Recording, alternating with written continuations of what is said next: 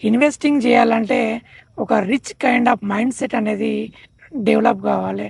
అంటే మనం already rich అయిపోయినాము, rich కాబోతున్నాము అన్న అఫర్మేషన్‌తోని, ఇంటెన్షన్‌తోని ఇన్వెస్టింగ్ స్టార్ట్ చేసినట్టే అంటే మనం ఆటోమేటిక్‌గా రిచ్ కావడానికి ఆస్కారం ఉంటది.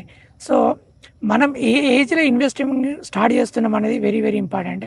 వారన్ బఫెట్‌ని చూసుకున్నట్టంటే ఎట్ ద ఏజ్ ఆఫ్ 11 అంటే 11 సంవత్సరాల నుండి ఇన్వెస్ట్‌మెంట్ స్టార్ట్ చేసిండు. బట్ మనం ఎక్కడి నుండి ఇన్వెస్ట్‌మెంట్ చేస్తున్నాం? మనకు జాబ్ రావాలే, తర్వాత ఈఎంఐలన్నీ అయిపోవాలి, తర్వాత ఖర్చులన్నీ అయిపోవాలి.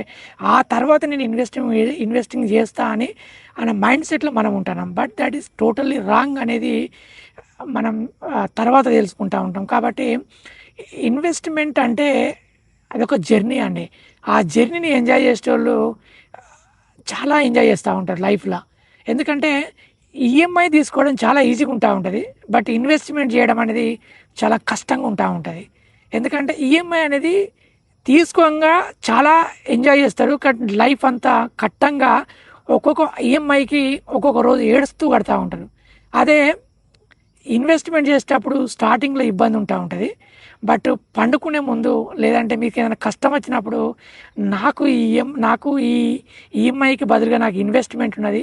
నన్ను కాపాడుతది. నాకు ప్రొటెక్షన్ ఉన్నది.